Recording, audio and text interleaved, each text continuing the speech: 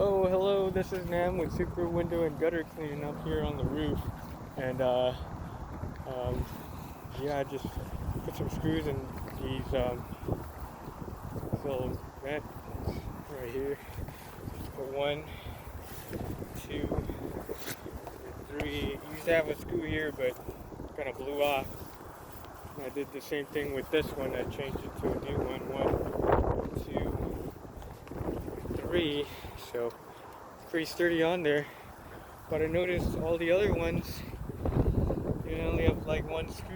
One screw there, there's no other screws around here. So the wind could just blow them off. This one only has one screw here. So, the wind could just go ahead and blow them off.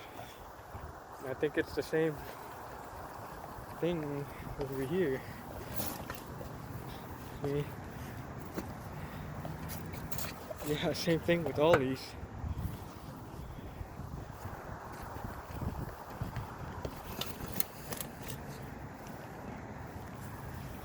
Yeah. I don't know. Same thing with all these. So I don't know if it's the same way with all the other. That one looks a little crooked. They're across the way. I don't know if it's the same with all the other ones, but yeah, I don't know. Okay, alright, peace.